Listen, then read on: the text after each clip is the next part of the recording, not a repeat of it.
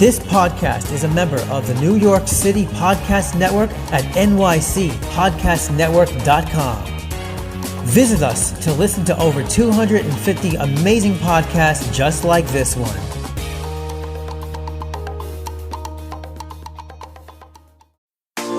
Japanese street style is some of the cutest and trendiest clothing in the world. Introducing Cherry Goddess Women's Clothing and Accessories, the hottest original and cute clothing company. We offer tops, clothes, accessories, shoes, dresses and skirts, and comfortable homeware that we guarantee you will love. Cherry Goddess Women's Clothing, super cute Japanese style clothing.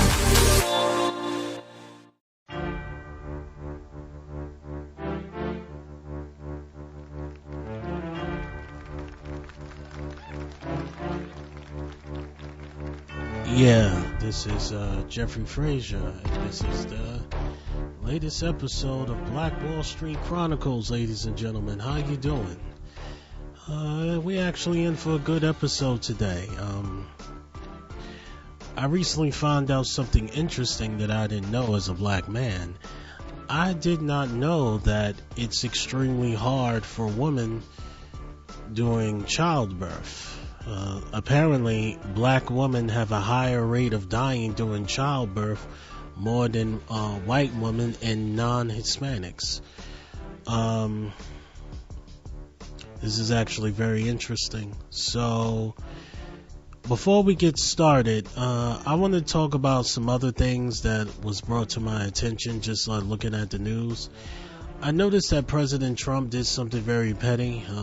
In my opinion, more pettier than usual. President Trump, so there's a new law that states that the immigrants can't stay in the detention center for more than 20 days. So, President Trump says, okay, after the 20 days, after we done capturing all the illegal immigrants, what we're going to do is dump them in sanctuary cities.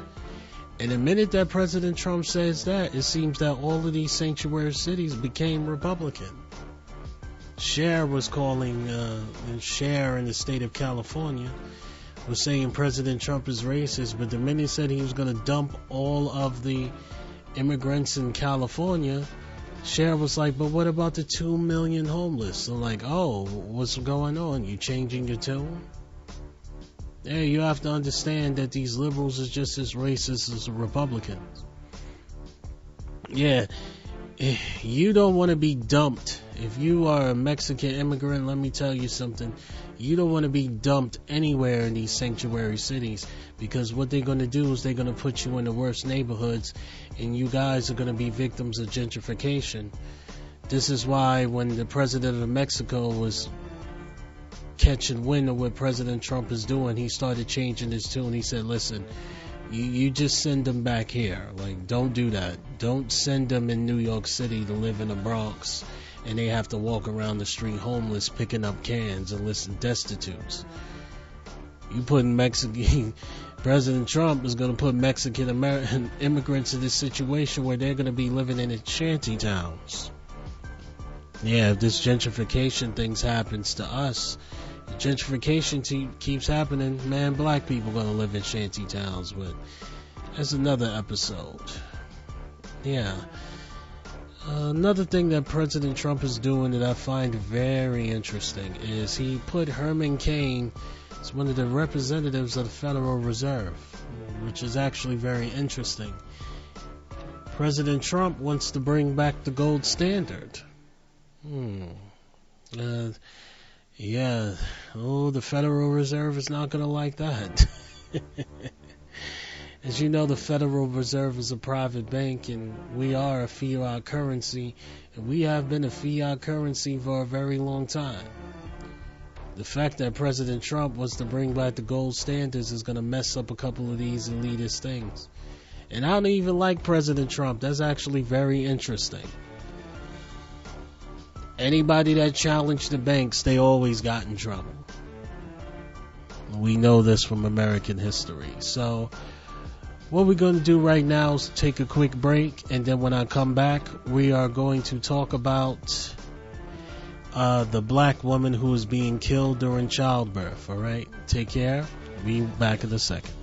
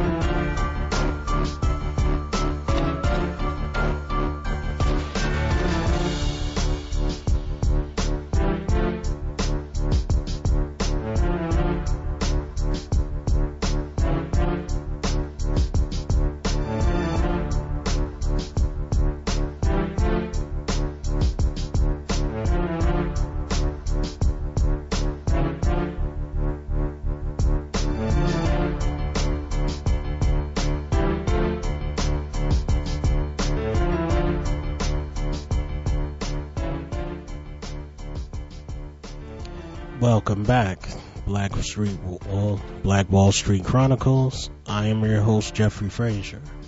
Now, earlier I said this episode was going to be about black women having complications during childbirth. I recently figured out last week that black women are 3 to 4 times more likely to die during childbirth. And basically, I'm going to talk about I'm going to read 2 articles, and I'm going to give my opinion on why maybe black women are died in childbirth.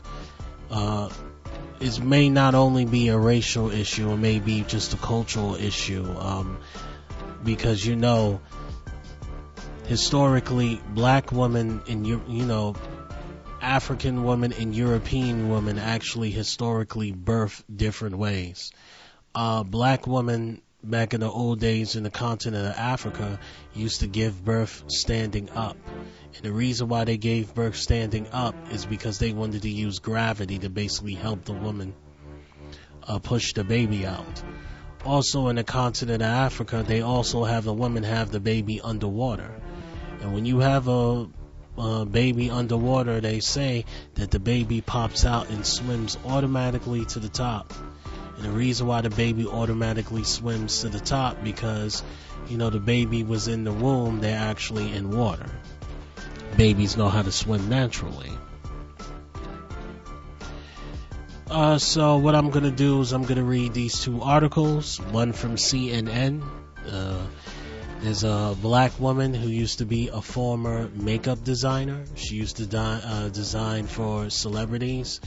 And then she found out that basically that black woman in our country is having these complications, and she's trying to figure out why she was able to survive childbirth but other black women wasn't.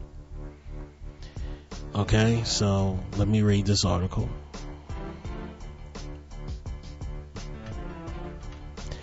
The documentary series Giving Birth in America is produced by Every Mother Counts, a non-profit organization that seeks to raise the profile and issues of maternal health in the United States.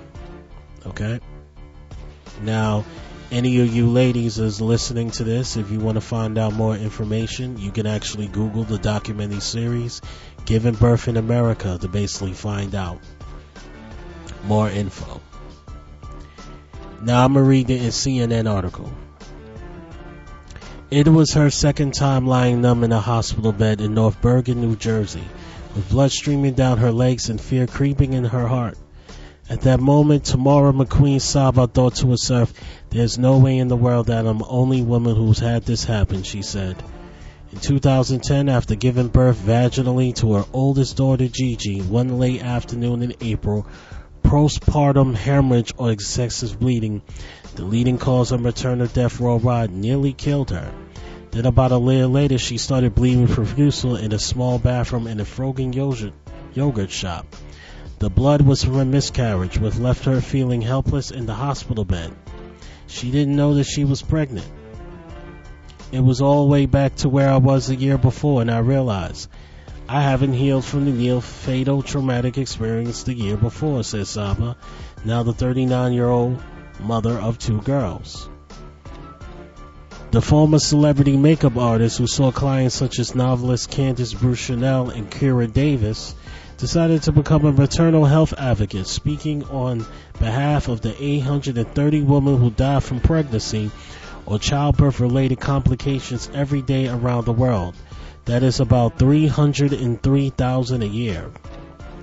Each year in the United States, about 700 to 1,200 women die from pregnancy or childbirth complications, and the black women like Saba are about 3 to 4 times more likely to die of a pregnancy or delivery complications than white women.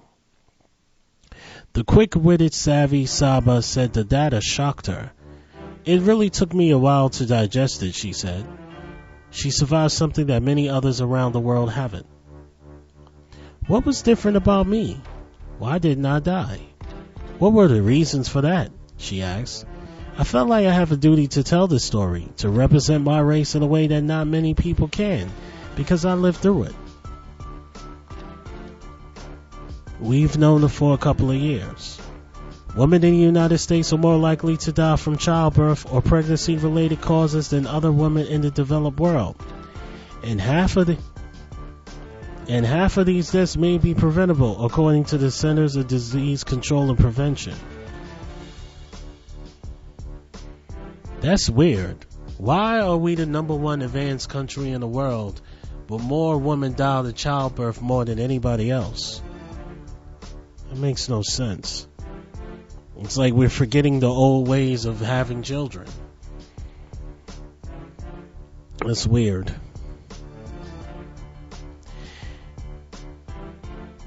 Let's get on with this article. The CDC's Pregnancy Mortality Service System was implemented in 1986 to track maternal deaths. Since then, the number of reported pregnancy-related deaths nationwide steadily increased from 7.2 deaths per 100,000 live births in 1987 to 7.8 per 100,000 in 2009 and 2011. Why the increase? Some researchers argue that health insurance officials simply have improved counting deaths over time by using new classification codes and introducing a pregnancy status box on the death certificates in 2003, which could make it appear that there was an increase. Others argue that higher rates of obesity, women have children in older ages, and social changes and trends in public health could drive an apparent increase.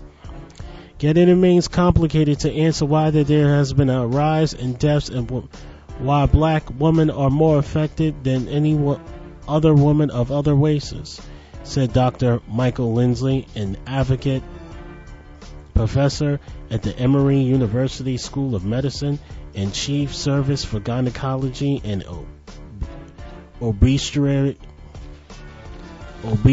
at Grady Memorial Hospital in Atlanta.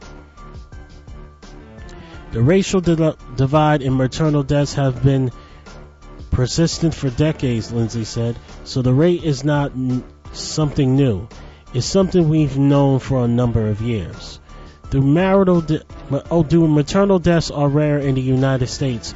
Many doctors and researchers have varying ideas about what factors could be driving this long-standing racial disparity in death rates.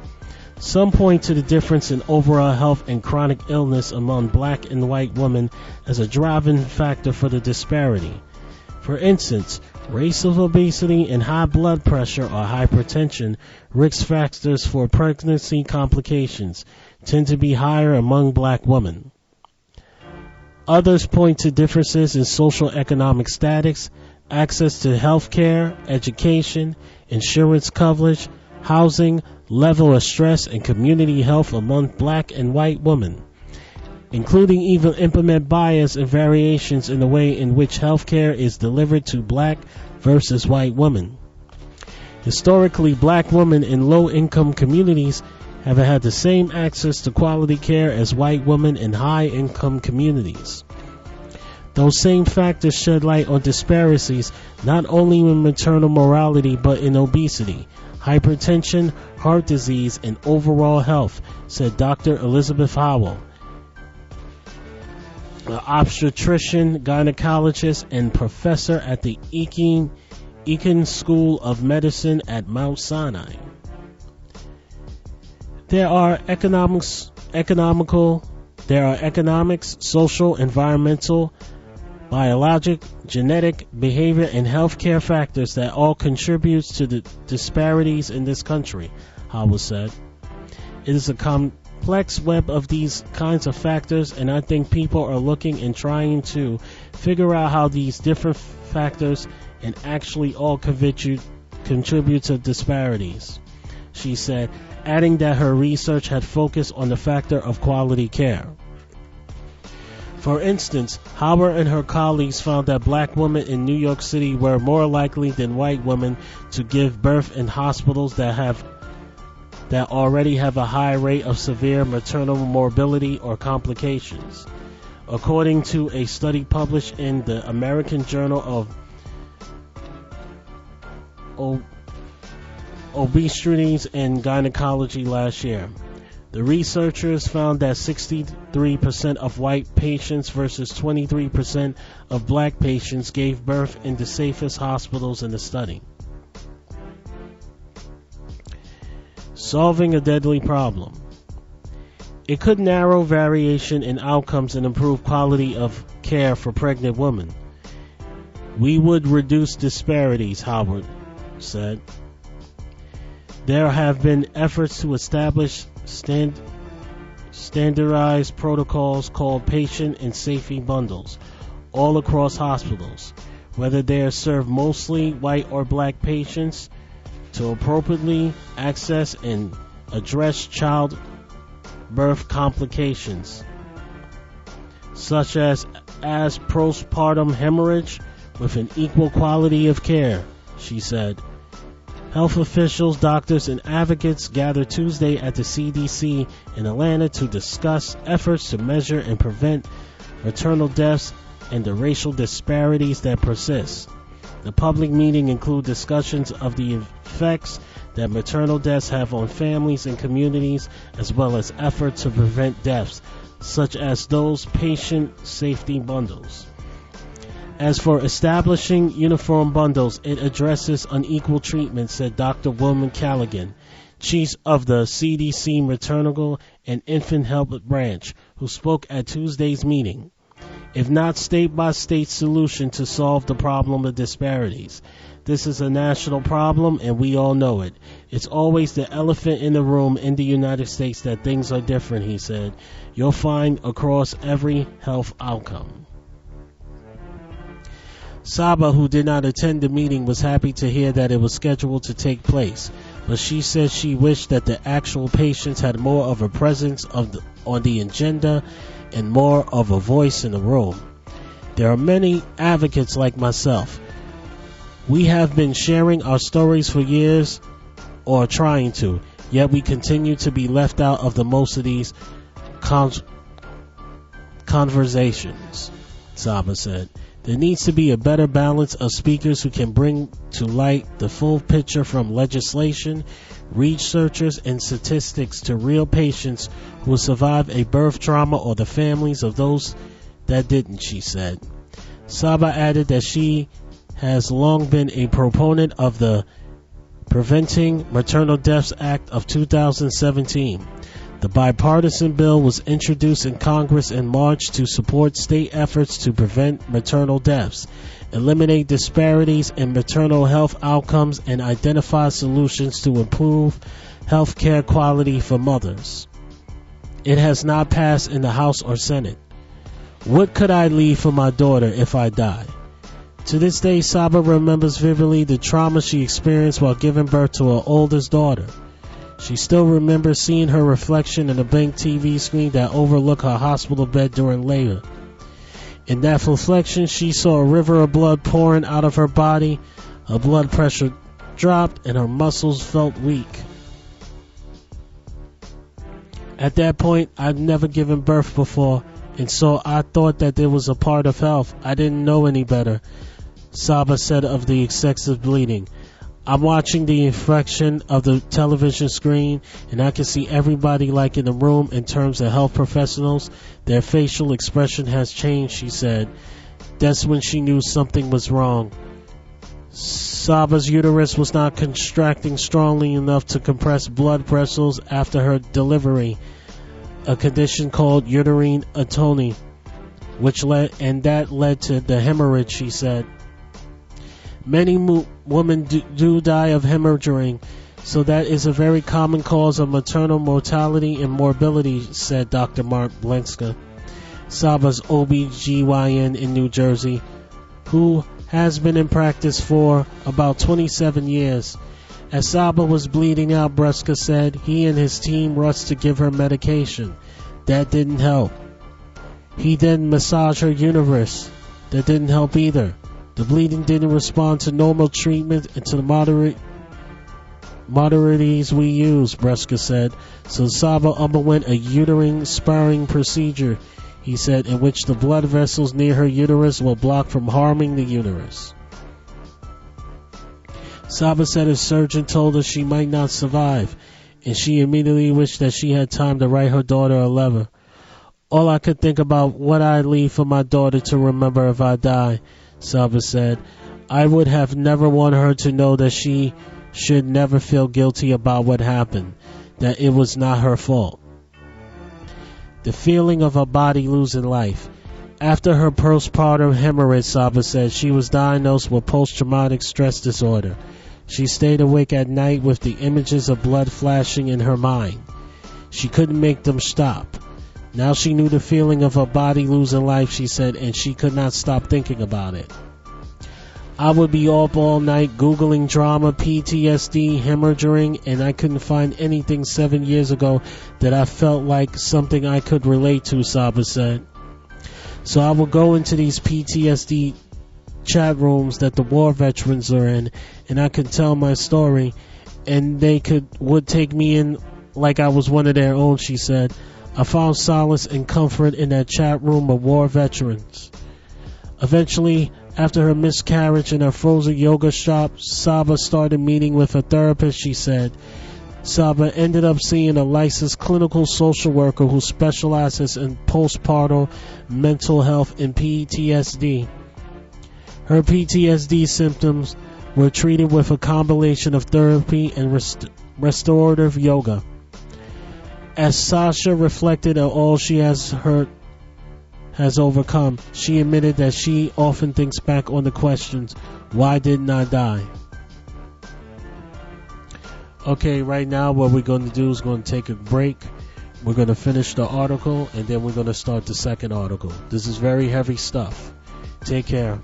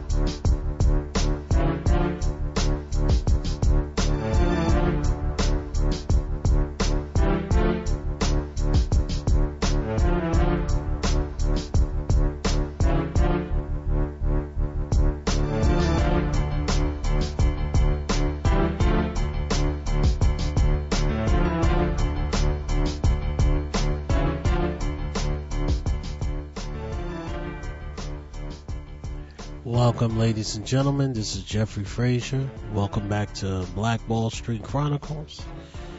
We're going to finish this article, and when we finish this article, we're basically going to talk more about it. And after we finish this article, I'm going to read you a new article, basically talking about the same situation. As a black man, I have to apologize to black women. I didn't know the pregnancy was really so tough. I have to apologize for being unaware. Hopefully you ladies watching this, and you can hit me back when I post this on YouTube, and when I finally have this information on iTunes and Pandora and such, you can actually respond back to me, and you can, we can talk about figuring out a way to actually fix this problem. Okay, let's finish off this article. Looking at the statistics, I have excellent prenatal care and no pre-existing conditions, Saba said, adding that she had great insurance. After realizing that this was not the norm, I decided to advocate for better maternal health care for all women, she said. Low-income women of color, immigrant women are more likely to be uninsured.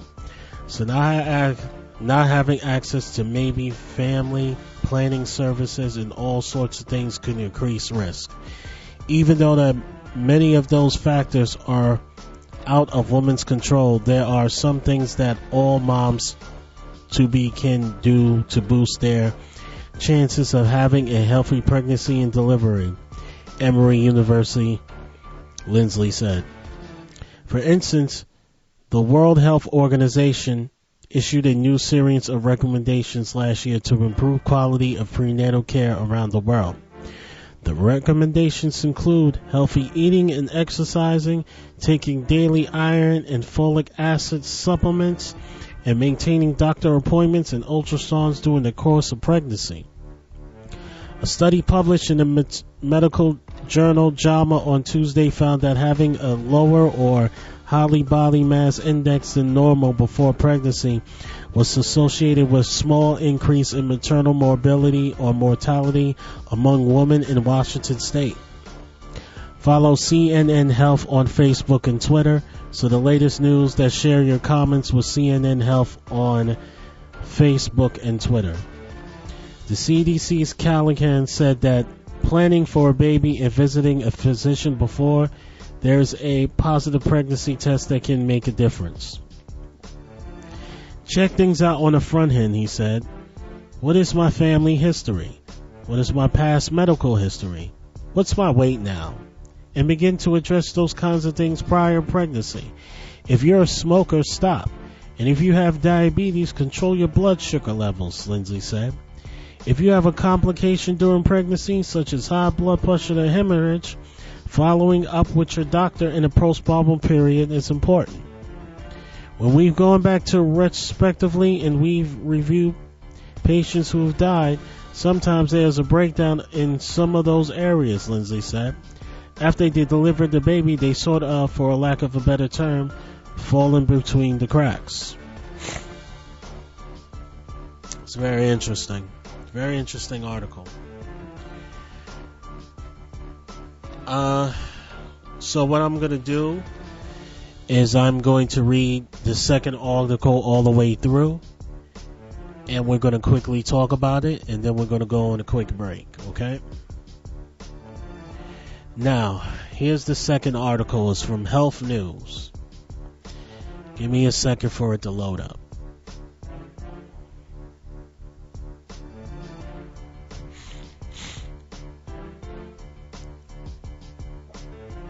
All right. Why is giving birth dangerous for women of color in the U.S.? American mothers die in childbirth at higher rates than any other in developed country, and those most at our risk of mothers of color.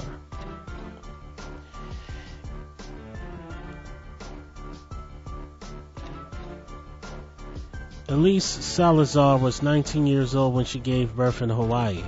She was being seen at a military hospital, and as a mixed-race Latino American, felt early on that her opinions did not matter to the OBGYN team that was providing her care. In fact, when she asked for epidural, the anesthesiologist told her that she had to prove that she was enough in pain first. I had to perform labor pain to his explanations before he would authorize the epidural, Salazar told Healthline. When the epidural was fully approved, Salazar was surprised it wasn't the anesthesiologist who gave it to her, but a student he passed the task off to instead. Salazar says that the student missed 3 times, ultimately stabbing her in the spine a total of 4 times before the medication was delivered. She then only set the epidural for 40 minutes, saying that she wanted to wear off before Salazar went into labor. After epidural wore off, I was in the most horrific pain in my life. I was screaming, having trouble breathing, and panicking. A nurse came in the room and told me to shut up because I was scaring the other patients. By the time I was ready to deliver, I'd been laboring med-free for about an hour and a half, Salazar said.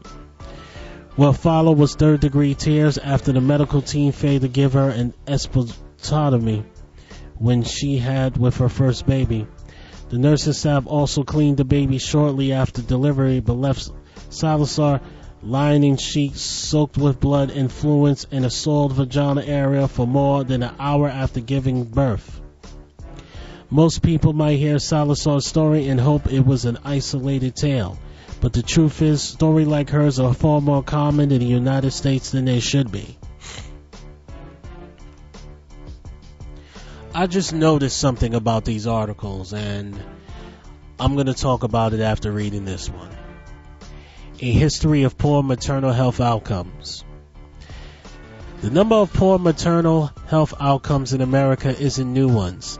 The NPR teamed up with the ProPublica for a 6-month investigation on maternal morality in the United States in 2017.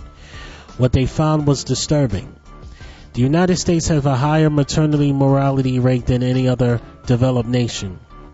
Treatable complications are often to blame for mothers dying when the right care could have prevented those deaths. Hospitals remain unprepared for dealing with maternal emergencies. Only 6% of grants stated for maternal and child health actually go to the health of mothers.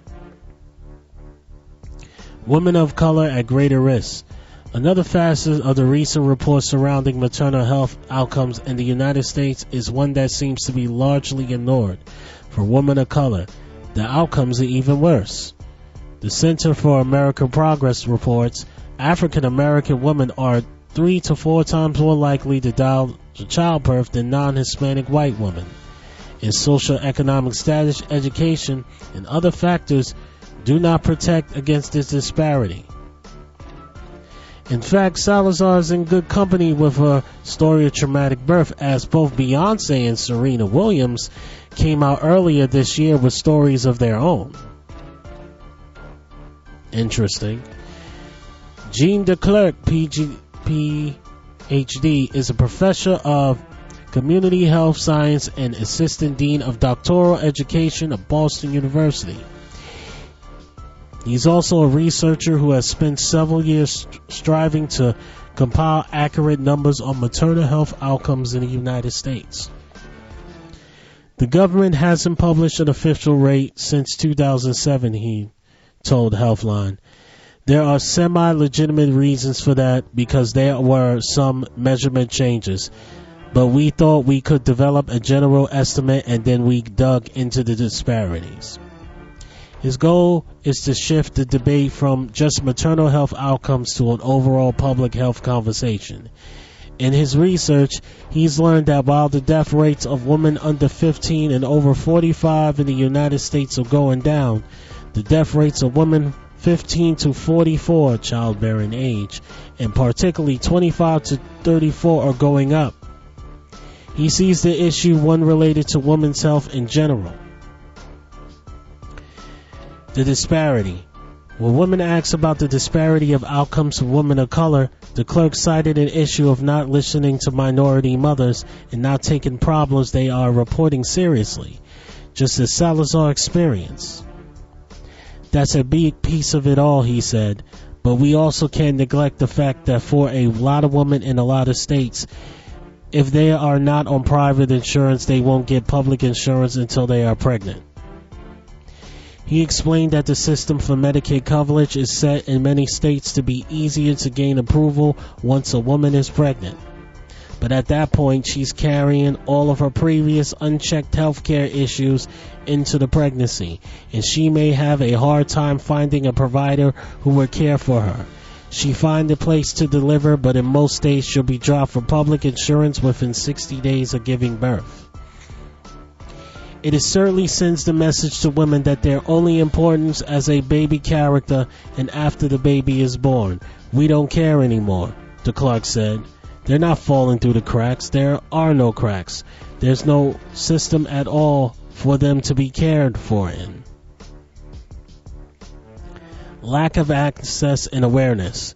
This is an issue Riru Thompson, a woman's healthcare practitioner at Public Clinic in New York, knows all too well. Dr. Thompson recently participated in a podcast for HealthCetera on maternal health outcomes for women of color, where one of the speakers was a young mother who shared her traumatic birth story. Speaking to Healthline, both about the story that was shared on the podcast and the overall maternal health outcomes for women of color, Thompson said. I know it starts with lack of prenatal care, and then it also becomes an issue of these women simply not being heard. She talked about the fear she sees among Hispanic women, especially when it comes to pursuing maternal health care. Thompson pointed out that many will avoid health care for long as they can because they're undocumented and they're worried about being deported. But that's the only one small piece of disturbing maternal health care picture. There's also a lack of awareness, she said, and economic factors. They may not realize that they can get Medicaid, or they may struggle to find a provider once they have it. Lack of knowledge, fear, poor and inadequate access, stigma surrounding teenage or unplanned pregnancy. It can all keep women from seeking out the care that they need. Institutional racism. Discussing the recent cases of Serena Williams and Beyonce, as well as her own experience in the medical field, Thompson said, when you look at the maternal health outcomes for women of color and realize they're poor even among women of higher social economic status, that's when you have to consider the impact of institutional racism. There's a tendency to look at women culturally as opposed to what they are saying objectively. The Center for American Progress has come to the same conclusion, citing racism and sexism issues that compromise a woman's health across time. However, combating these issues isn't something that will happen overnight, according to the clerk.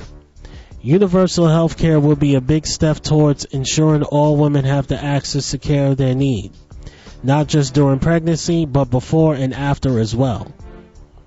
He also thinks that the social system as a whole needs to be overhauled, citing issues like maternity and paternal leave.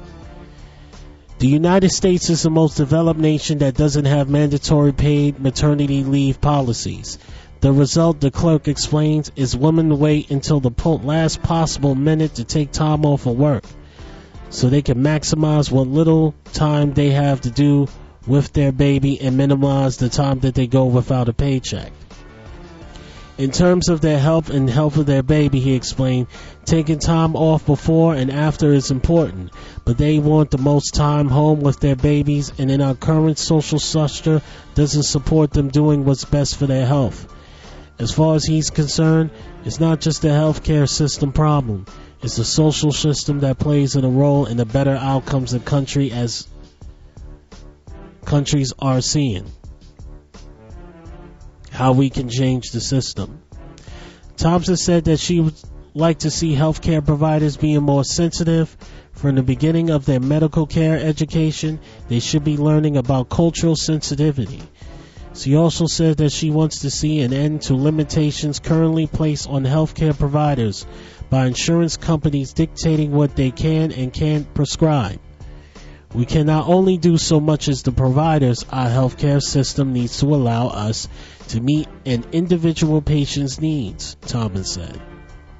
When asked what women can do to advocate for themselves and improve their own health outcomes, she said, the best thing is education, knowledge, and developing a rapport with your health care provider from the beginning. But we have to see you early and often to be able to do that. Salazar, now nearly 20 years removed from her dramatic birth experience, has her own advice for women who may feel as though they are not being heard. I was young and naive. I had no idea that there people in my position could be so negligent or just so mean. If I was going through that experience now, I will not allow the nurse to ignore us or speak to us the way she did, nor I will allow the anesthesiologist to play God with my pain. She said that she wishes she had filed complaints about the lack of care and professionalism that she received. Salazar said that hopes sharing her story will help others speak up if they find themselves in a similar situation and realize just because hospital staff members are treating them a certain way doesn't mean that it's normal. Very interesting article. We're going to take a quick 2-minute break. I'm going to close off the episode on a couple of things that I picked up on both of these articles. Okay? Be back in a moment.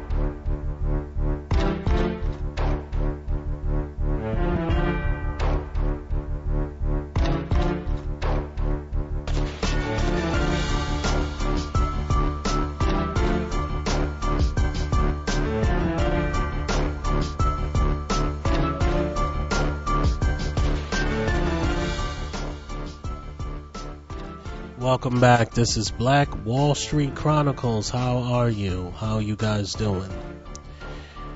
This has been a very heavy episode. A lot of information that I did not even know myself. The articles that I was reading. I will say a couple of things. First, I would like to say, where are the men in this situation? Where are you? The one story when Miss Salazar said that she had the complication and she had a student that was injecting the epidural, and she missed her spine like 4 times, and they placed the epidural like right before they placed the epidural at the wrong time. Where is the men? Like, what happened? What is going on? Why is that she's in the bed with soiled sheets, soiled bloody sheets, and they haven't washed her vaginal area? Why didn't they change her seats? That's so unsanitary. Like, what's going on? Like,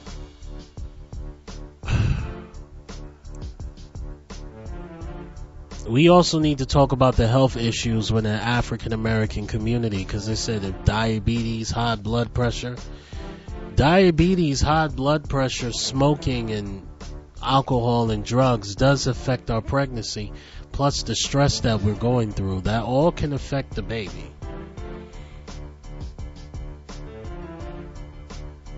And I got a couple of friends that's actually about to have kids. They're African Americans, and now I'm scared for them.